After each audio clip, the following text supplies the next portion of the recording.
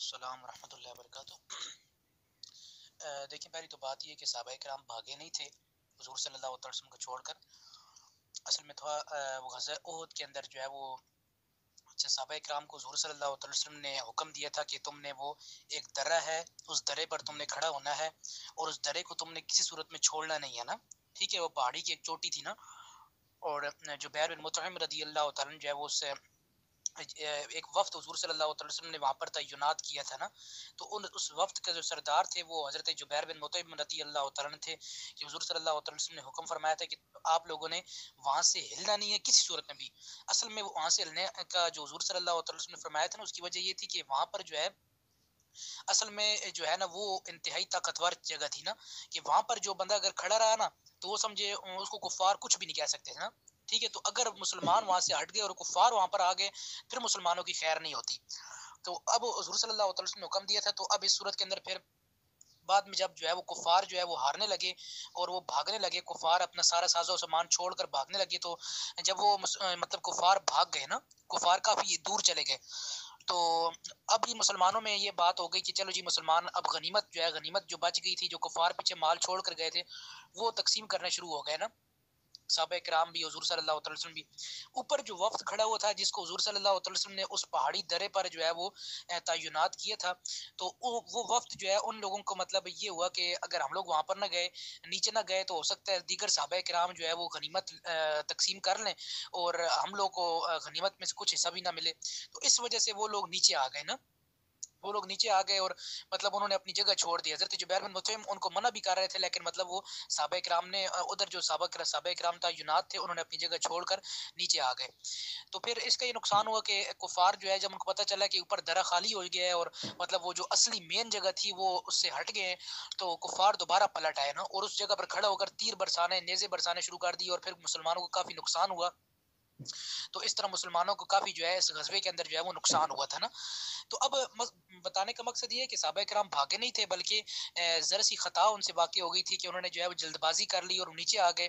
تو شیطان کے وسوسے پر عمل کر لیا۔ ایک بات تو یہ ہو گئی۔ دوسری بات یہ ہے کہ ہم یہ نہیں کہتے کہ صحابہ کرام فرشتے تھے یا نبی تھے، ٹھیک ہے، کہ وہ معصوم ہوں، کہ وہ ہر قسم کے گناہ سے پاک ہوں، ہر قسم کی برائی سے پاک ہوں، ہر قسم کی بدی سے پاک ہوں، ٹھیک ہے۔ ہم لوگ تو اس طرح تھوڑی نہ کہتے ہیں کہ صحابہ کرام معصوم ہیں۔ ہمارا تو عقیدہ ہے کہ صحابہ کرام بشر تھے، انسان تھے، خطا کرتے تھے، مطلب گناہ جو ہے وہ ان سے صدور جائز تھا، گناہ کر سکتے تھے، ٹھیک ہے۔ ہاں البتہ یہ ہے کہ حضور صلی اللہ علیہ وسلم سے وابستگی کے بعد، بیعت کے بعد جو ہے اللہ تعالیٰ نے مطلب ان کو اپنے دین کے ساتھ مختص کر لیا، چن لیا، تو وہ ان کے لیے مطلب گناہ کرنا یہ انتہائی مشکل ہو جاتا نا، کہ وہ گناہ نہیں کر سکتے، یعنی شیطان ان کو بھٹکا نہیں سکتا۔ تو یہ ہم نے تھوڑی نہ کہا کہ ان کے لیے گناہ کرنا یہ محال ہو گیا، ناممکن ہو گیا، بلکہ کئی ایسے صحابہ کرام کے بارے میں حضرت معاذ حضرت اسلمی رضی اللہ عنہ کے بارے میں آتا ہے کہ آپ نے جو ہے وہ ان کو رجم کیا گیا، اس وجہ سے رجم کیا گیا کیونکہ انہوں نے جو ہے وہ زنا کر لیا تھا۔ تو کئی ایسے صحابہ کرام جنہوں نے زنا کر لیا تھا، کئی ایسی صحابیہ تھی کہ جو مطلب حضور صلی اللہ علیہ وسلم کے برگاہ کے اندر آئی تو عرض کی یا رسول اللہ مجھ سے زنا سرزد ہو گیا، مجھے رجم کر دے، تو ان کو رجم کر دیا گیا۔ تو پھر بعد میں ان کو یہ تھا کہ یہ نہیں کہ وہ نعوذ باللہ جہنمی ہو گئے، انہوں نے خود اتنا ان کے اندر تقویٰ تھا، اللہ تعالیٰ سے اتنا خوف تھا کہ جب ان سے گناہ سرزد ہو گیا تو اللہ تعالیٰ کی برگاہ کے اندر رجوع کیا، توبہ کی، اور پھر حضور صرف اتنے پر اکتفا نہ کیا بلکہ حضور کی برگاہ کے اندر حاضر ہوئے اور حضور سے عرض کی کہ یا رسول اللہ ہم نے فلاں فلاں گناہ سرزد کر دیے، ہم سے فلاں فلاں گناہ سرزد ہو گیا ہے، تو ہمیں آپ رجم کر دیں، یعنی پتھروں سے سنگسار کر دیں، جو کہ زنا کی وہ حد ہوتی ہے نا۔ تو حضور صلی اللہ علیہ وسلم نے سنگسار کیا، ان کو رجم کر دیا، تو اس طرح جو ہے وہ مطلب ان کو سزا ملی۔ لیکن بعد میں کیا تھا کہ حضور صلی اللہ علیہ وسلم نے فرمایا کہ یہ اپنے جنت کے اپنے مقام تک پہنچ گیا ہے، اس کو شہادت کا مقام مل گیا، یہ اپنے جنت کے ٹھکانے میں پہنچ گیا۔ مطلب یہ کہ صحابہ کرام سے گناہ کا صدور ہم لوگ نے کب کہا کہ ناممکن ہے؟ اگر بالفرض صحابہ کرام سے کوئی گناہ ہو بھی جاتا ہے تو ایسا تو نہیں ہے کہ وہ فرشتے ہیں یا نبی ہیں کہ ان سے گناہ نہیں ہو سکتا، بے شک گناہ ان سے ممکن ہے، لیکن چونکہ حضور صلی اللہ علیہ وسلم نے اور اللہ تعالیٰ نے ان کو اپنے دین میں چن لیا، مختص کر لیا، اپنی برگاہ کے اندر مقرب بنا لیا، تو اب جو ہے ہمارے لیے جائز نہیں ہوتا کہ ہم جو ہے ان پر زبان تان دراز کریں۔ جس طرح کہ بالفرض آپ میں مثال دیتا ہوں، مثال کے طور پر جس طرح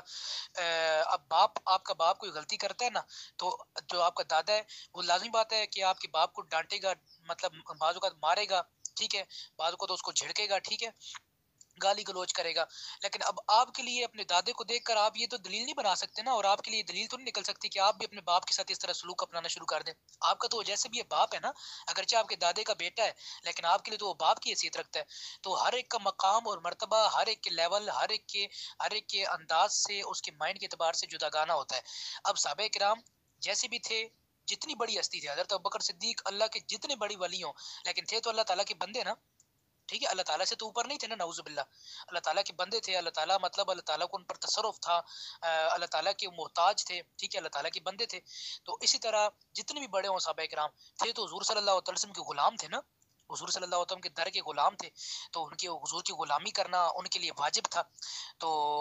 حضور ان کو جو بھی فرمائے اللہ تعالیٰ, ان کے بارے میں جو بھی فرمائے, ٹھیک ہے. لیکن ہمارے لیے جائز نہیں ہوتا کہ ہم اپنے سے بڑی جو ہستیاں ہیں, اپنے سے بڑے جو حضرات ہیں, ان کے بارے میں اس طرح کی